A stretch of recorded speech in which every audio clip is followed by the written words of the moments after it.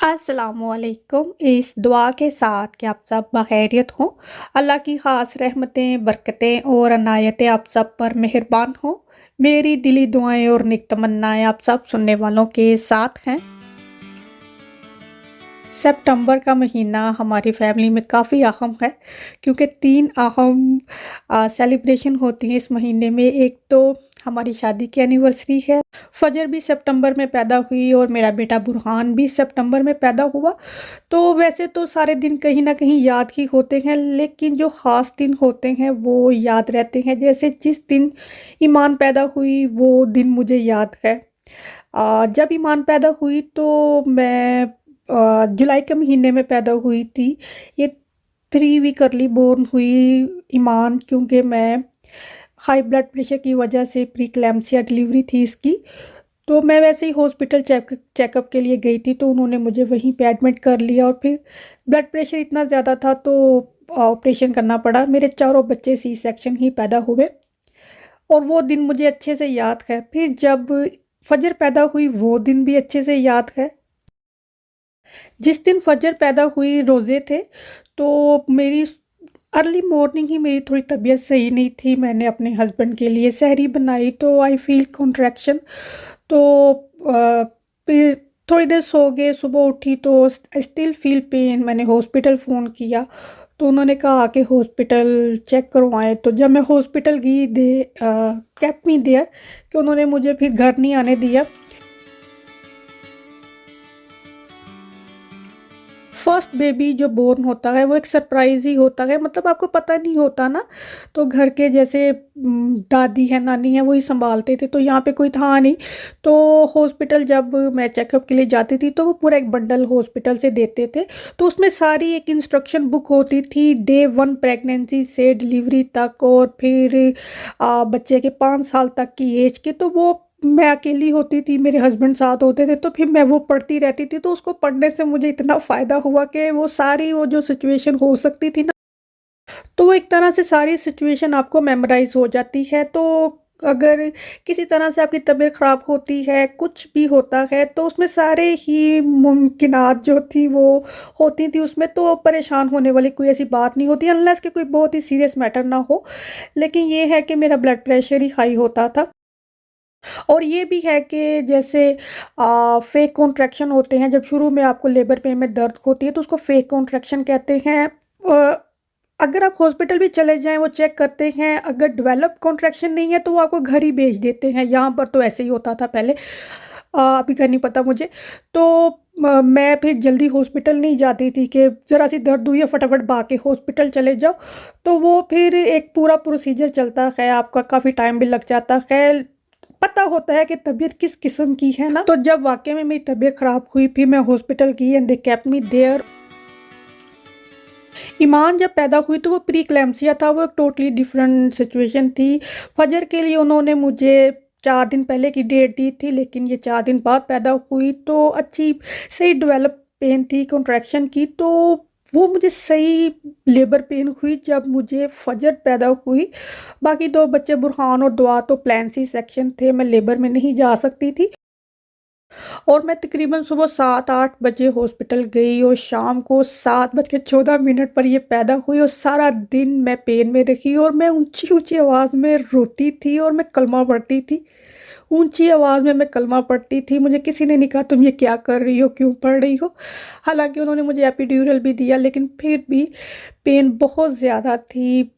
फजर की दफ़ा मुझे सही लेबर पेन हुई, लेकिन एंड ऑफ द डे मैं चाहती थी ये नॉर्मल डिलीवरी हो, लेकिन सी सेक्शन ही हुआ क्योंकि मेरी एक और सर्जरी होनी थी, वो भी उन्होंने इसी के साथ की। जब ऑपरेशन थिएटर से मुझे रिकवरी रूम में लेकर गए तो मुझे सर्दी बहुत लग रही थी, तो मैं कह रही थी कि मेरे ऊपर ना कोई ब्लैंकेट दे दें, तो उन्होंने 3-4 ब्लैंकेट मेरे ऊपर डाल दिए। जब बुखार चढ़ता है तो सर्दी लगती है ना, वैसी सिचुएशन थी एकदम से, ऐसे मेरा बॉडी टेम्परेचर हो गया और मुझे इतनी सर्दी लगी। रिकवरी रूम में जब डॉक्टर ने आके मुझे चेक किया तो उसने देखा मेरा टेम्परेचर काफ़ी ज़्यादा है, तो उसने कहा इसके ना ब्लैंकेट उतार के कोई शीट सी दे देना, पतली सी चादर, तो इसका टेम्परेचर कम होना चाहिए। तो 10-15 मिनट बाद दोबारा दोबारा से डॉक्टर ने आके जब चेक किया तो मेरा टेम्परेचर और थोड़ा बढ़ा हुआ था। तो डॉक्टर ने कहा कि इससे बेबी को पकड़ लो, इसके पास पंखा लगा दो। अब मैंने मुझे अच्छे से याद है, मैंने कहा यू किडिंग। तो डॉक्टर ने कहा कि तुम्हारा टेम्परेचर जितना ज़्यादा इस वक्त का है, तुम्हारी अभी सर्जरी हुई है, तुम्हारी बॉडी का टेम्परेचर कम होना चाहिए, otherwise could damage any of your body organ. तो उसने फजर को पकड़ा हुआ था, नर्स ने फजर को पकड़ लिया और मेरे मुंह के ऊपर ना पंखा लगा दिया। तकरीबन 5-7 मिनट पंखे की हवा मेरे मुंह के ऊपर पड़ी तो जो टेम्परेचर था, जो सर्दी की कैफियत थी, वो ख़त्म हो गई और मैं बिल्कुल नॉर्मल हो गई। तो ये चीज़ भी सीखी कि जब हमें सर्दी लगती है तो हम रज़ाई में छुप जाते हैं, अपने आप को थोड़ा गर्म करते हैं, लेकिन अगर थोड़ी ठंडी हवा में जाएं तो बुखार जल्दी से कम हो सकता है।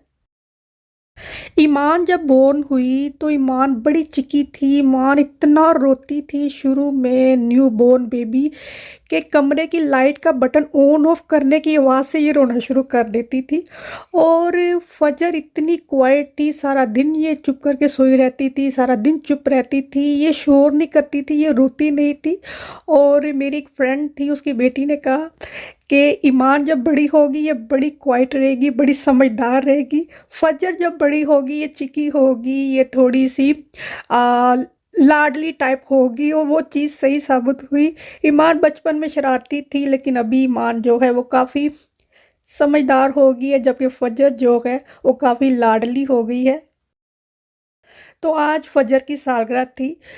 तो ये बात सारी यहाँ पर बताने का मकसद ये है कि मेरे 4 माशाल्लाह बच्चे हैं और जिस दिन ये पैदा हुए वो सारा दिन मुझे याद होता है। तो मैं हर सालगिरह पे इनको बताती हूँ कि जिस दिन तुम पैदा हुई या जिस दिन मेरा बेटा पैदा हुआ उस दिन ये सब कुछ हुआ।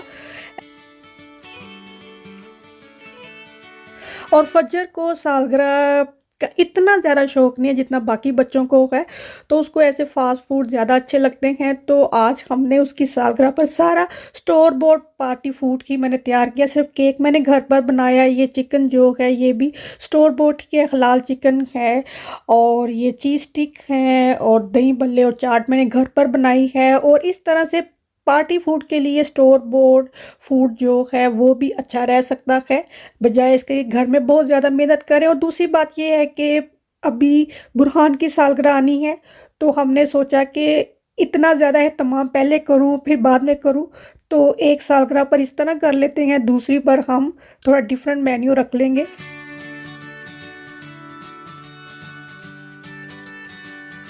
ये केक मैंने घर पर बनाया, बहुत ही मज़े का केक बनता है और मुझे प्रिंसेस केक ही अच्छा लगता है सालगिरह पर बनाने के लिए।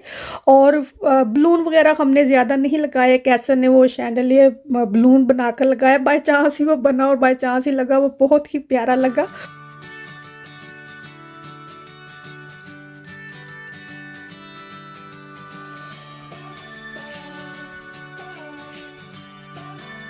जब हम छोटे थे, हमारे बचपन की हमें कोई भी बात याद नहीं है, जब हमें होश आया वही कुछ एक बातें याद है। हम कैसे, जब हम पैदा हुए उस वक़्त हम कैसे थे, हम रोते थे, हम चुप होते थे, क्या था कोई नहीं पता। लेकिन मैं अपने बच्चों को लाज़मी बताती हूँ कि तुम इस तरह तंग करती थी, तुम इस तरह तंग करते थे, तुम ये करती थी। तो ये चीज़ें मैं लाज़मी अपने बच्चों के साथ शेयर करती हूँ। और ख़ास तौर पर जिस दिन इनकी सालगिरह होती है, जिस दिन इनकी सालगिरह होती है, कितने बज के कितने मिनट पर ये पैदा हुए थे, बर्थ सर्टिफिकेट पर वो भी लिखा होता है। तो एंड उस वक़्त मैं इनको याद कराती हूँ कि इस वक़्त तुम पैदा हुए थे। तो ये चीज़ भी है, क्योंकि बर्थ सर्टिफिकेट के ऊपर बर्थ टाइम जो है वो लाजमी लिखा होता है। तो फजर जो है 7:14 पर पैदा हुई थी।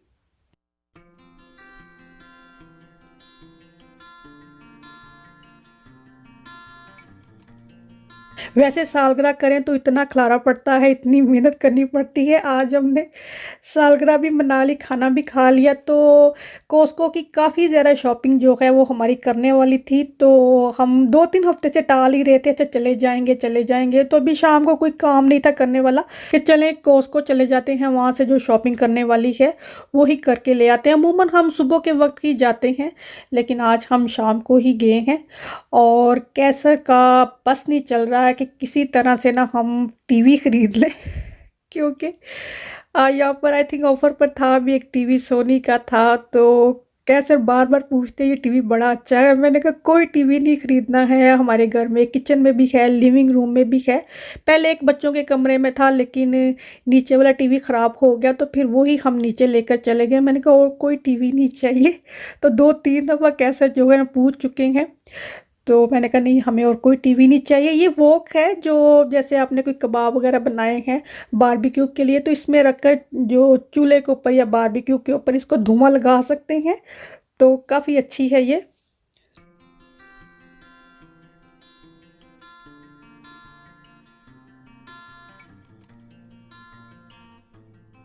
ये वाली वाटर बॉटल जो है ये सही होगी।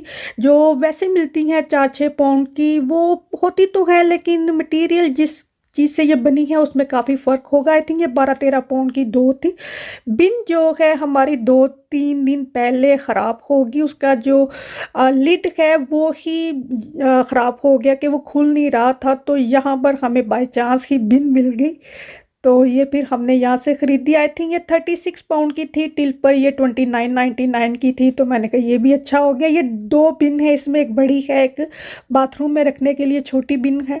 शुगर है ये एक तरह से रो शुगर है। इसका फ्लेवर जो ग्रैनुलेटेड शुगर है उससे काफ़ी डिफरेंट है और थोड़ा रिच फ्लेवर है इसका।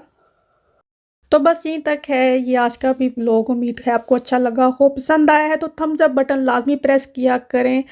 आप लोग व्लॉग देखते हैं तो थम्स अप बटन प्रेस करने में कोई ज़्यादा टाइम नहीं लगता है। जल्दी से थम्स अप बटन प्रेस करें। अपना और अपनों का बहुत सारा ख्याल रखें। अल्लाह हाफिज़।